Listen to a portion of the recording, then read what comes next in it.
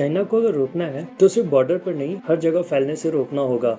इस चीज की शुरुआत हमें अपने घर से करनी होगी।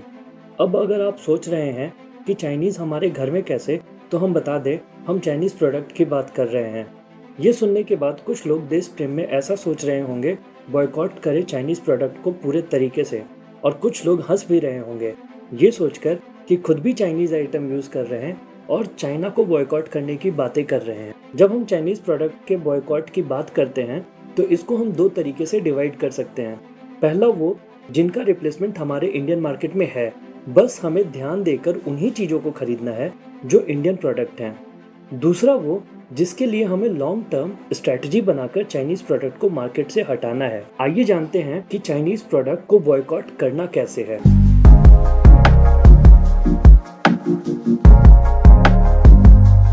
पहले हम बात करेंगे उन प्रोडक्ट की जिनके लिए हमें लॉन्ग टर्म स्ट्रेटजी बनानी है ताकि इन चीनी सामान को देश से निकाल फेंकें।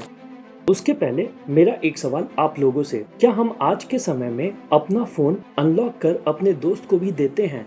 जवाब है नहीं। जरा खुद सोचिए हम ऐसा क्यों नहीं करते हैं। इसके पीछे बस एक ही कारण है, हमें पता है हमारा बहुत सारा इंपॉर्टेंट डेटा फोन में है जो हम दोस्तों से शेयर नहीं करते। लेकिन अगर हम बोले जो हम दोस्तों से शेयर नहीं कर रहे हैं वो अपने दुश्मन को जाने अनजाने में दे रहे हैं, तो फोन का इस्तेमाल कर आजकल कुछ ऐसा ही हो रहा है। अगर हम बात करें फोन की तो दुनिया में 5 बिकने वाले फोन है। सैमसंग साउथ कोरिया का, हुआवे चाइना का, एप्पल अमेरिका का, जियोमी चाइना का, बीबीके इलेक्ट्रॉनिक्स चाइना का। बीबीके इलेक्ट्रॉनिक्स के अंडर जो 2 बड़े फोन हैं वो हैं ओप्पो और वीवो। ठीक वैसे ही जियोमी के भी बहुत से अलग अलग ब्रांड के फोन आते हैं। दुनिया के 5 ज्यादा बिकने वाले फोन में से 3 चाइना का है। इसका सबसे बड़ा कारण ये है कि वर्ल्ड में 2 सबसे पॉपुलेटेड कंट्री इंडिया और चाइना, दोनों के ही मोबाइल मार्केट पर चाइना का कब्जा है। अगर हम बात करें इंडिया के मार्केट की तो 5 सबसे ज्यादा बिकने वाले फोन है जियोमी, वीवो, सैमसंग, ओप्पो और रियलमी। इनमें से चाइनीज कंपनी के मोबाइल कितने हैं वो तो सब जानते हैं, लेकिन एक सोचने वाली बात यह है, हुआवे इंडिया में उतना यूज नहीं होता लेकिन फिर भी वर्ल्ड में नंबर 2 पर है। ये बताता है चाइनीज अपने लोकल प्रोडक्ट को कितना ज्यादा इस्तेमाल करते हैं। अगर इंडियन मार्केट की बात करें तो नॉर्मल फोन में 70% मार्केट चाइनीज फोन ने कैप्चर कर रखा है। लेकिन वहीं अगर प्रीमियम फोन्स की बात करें तो वन प्लस, जो कि एक चाइनीज फोन है, वो सबसे ज्यादा बिकने वाला फोन है। अगर आप इन फोन्स को खरीदते हैं तो इनमें से बहुत से फोन्स पर मेड इन इंडिया का टैग है। बहुत से लोग ऐसा सोच रहे हैं कि मेड इन इंडिया फोन ही तो है, लेकिन सच ये है कि इनके पार्ट्स बाहर से इंडिया आ रहे हैं, असेंबल हो रहे हैं और इंडियन मार्केट में बेचे जा रहे हैं। ये सिर्फ इंडियन मार्केट में बेचे ही नहीं जा रहे हैं, इंडिया में ही असेंबल करके विदेशों में एक्सपोर्ट भी किए जा रहे हैं। ऐसा नहीं ये फोन चाइना में नहीं बन सकते, लेकिन फिर भी इंडिया में क्यों बनाया जा रहा है? इंडियन गवर्नमेंट ने ऐसा रूल लाया है कि अगर आप बाहर से फोन ला रहे हैं तो आपको 20% टैक्स देना है। लेकिन वहीं अगर आप फोन्स के पार्ट ला रहे हैं तो आधे से अधिक पार्ट्स पर 15% टैक्स ही देना पड़ेगा। कम टैक्स देना कंपनीज के लिए फायदेमंद है और गवर्नमेंट के लिए भी ये फायदेमंद है, क्योंकि जब पार्ट्स आएंगे तो उनको असेंबल करना पड़ेगा और असेंबल करने के लिए इंडस्ट्री का सेटअप करना पड़ेगा। और इसका फायदा देखने को मिला भी है। जहां 2014 में पहले 2 इंडस्ट्रीज थी, वहीं आज के समय में 250 से ऊपर फोन की इंडस्ट्रीज हैं। इनमें से कुछ इंडियन कंपनीज की हैं, कुछ चाइनीज की हैं और कुछ दूसरे देशों की हैं। कुछ इंडस्ट्रीज में मोबाइल मैन्युफैक्चर हो रहे हैं, कुछ में एसेसरीज बन रही हैं जैसे कि चार्जर, पावर बैंक, तो कुछ में फोन असेंबल किए जा रहे हैं। पूरी दुनिया में इंडिया आज दूसरा सबसे ज्यादा फोन बनाने वाला देश है। और बात करें उन फोन्स की जो इंडिया में यूज हो रहे हैं तो उसमें से 80% फोन्स इंडिया में ही बन रहे हैं। लेकिन अब एक सवाल आता है, जब फोन इंडिया में बन रहे हैं और मेक इन इंडिया का टैग भी है तो प्रॉब्लम क्या है? प्रॉब्लम ये है कि ज्यादा प्रॉफिट किसे हो रहा? प्रॉफिट उसे ही होगा जो कंपनी फोन बनाकर बेचेगी, और सबसे ज्यादा बिक रहे हैं चाइना के फोन। इसका मतलब सबसे ज्यादा फायदा चाइनीज कंपनी को ही होगा। अगर बात करें फोन्स को बॉयकॉट करने की तो सरकार से हमें कभी भी डायरेक्ट मदद नहीं मिलेगा। इसके पीछे सबसे बड़ा कारण ये है कि ये इंडिया और चाइना के रिलेशन को और ज्यादा खराब करेगा।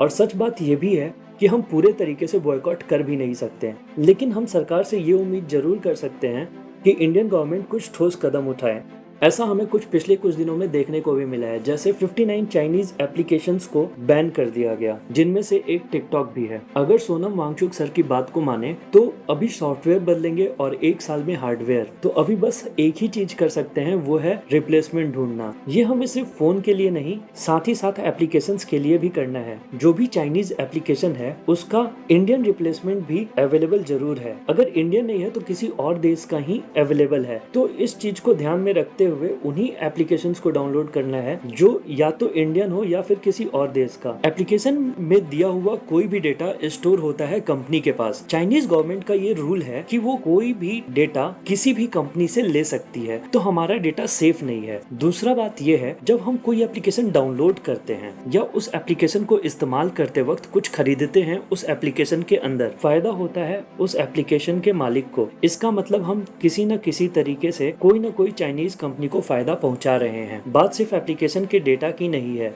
अगर आपने चाइनीज फोन यूज किया है तो एक चीज जो आप जरूर नोटिस किए होंगे, उन फोन्स में पहले से ही कुछ चाइनीज एप्लीकेशन होते हैं और वो एप्लीकेशन यूज करते हैं आपके मोबाइल के हर एक चीज को। चाइनीज मोबाइल के होम पेज पर हमेशा ही एक न्यूज होता है। अगर मान लीजिए कल को पूरे मार्केट पर चाइना के फोन का कब्जा हो गया, कल को ये भी पॉसिबल है चाइना देश के बुराई का कोई न्यूज इन फोन के थ्रू दिखा दे और हम उस न्यूज को पढ़कर सही मान ले। और अगर हमने देश के खिलाफ दिखाए हुए न्यूज को सही मान लिया तो इससे घाटा हमारे देश का ही है।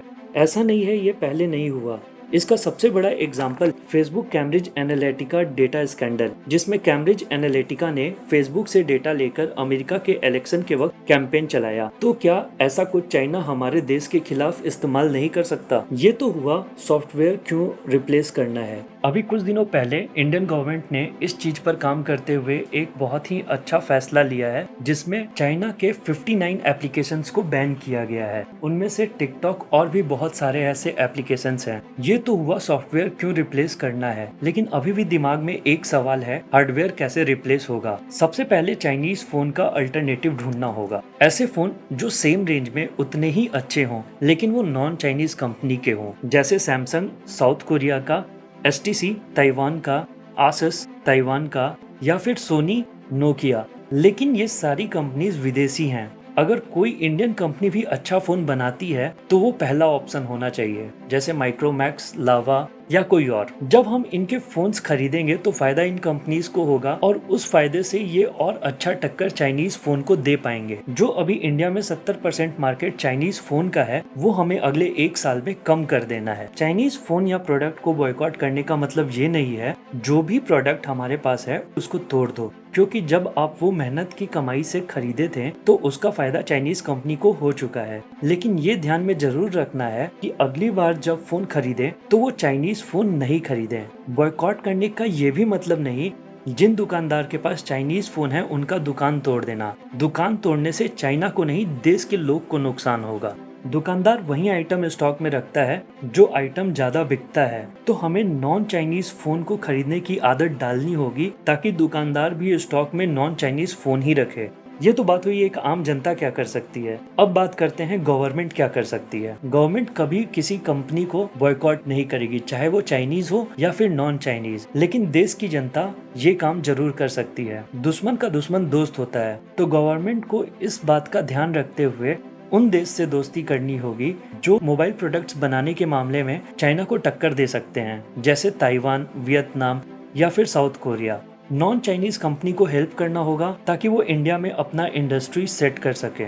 नए इन्वेस्टमेंट प्लान लाने होंगे जिससे कि इंडियन कंपनीज को अपनी इंडस्ट्री सेट करने में आसानी मिले। इंडिया दूसरी कंट्री से रिसर्च एग्रीमेंट भी साइन कर सकता है जिससे कि वो नई चीजों को सीख सके और चाइना पर डिपेंडेंसी कम हो। इंडियन कंपनीज जो अपने फोन बना रहे हैं या आगे बनाने वाले हैं वो कॉम्पिटिटिव फोन बनाए जिसके कारण और ऑप्शंस मिले कस्टमर को। लेकिन जो फोन्स बनेंगे मोस्टली उनके पार्ट्स चाइना से आ रहे होंगे। समय के साथ कंपनी को उसका भी अल्टरनेटिव ढूंढना होगा जिससे कि पार्ट्स भी चाइना से ना लेना पड़े। जैसे कि माइक्रोमैक्स ने अनाउंस किया 10,000 के अंदर 3 फोन निकालेंगे, लेकिन वो फोन इतने अच्छे होने चाहिए कि 10,000 के रेंज में जो चाइनीज फोन है या तो उसके बराबर के हों या उनसे अच्छा हो। अगर इस फोन का पार्ट्स अभी के लिए चाइनीज भी है तो इसका भी रिप्लेसमेंट ढूंढना होगा। माइक्रोमैक्स की तरह लावा ने भी 2 नए फोन निकालने का अनाउंसमेंट किया है, लेकिन इनके अलावा देश के जो बड़े बिजनेसमैन हैं जिनके पास ज्यादा एम्प्लॉय है, ज्यादा पैसा है, वो बड़े स्केल पे अच्छे फोन बनाएं तो चाइनीज कंपनी को रोकने का खेल और भी आसान हो जाएगा। इवन ये कंपनीज बाहर की कंपनीज के साथ टाई अप कर सकती हैं फोन बनाने के लिए।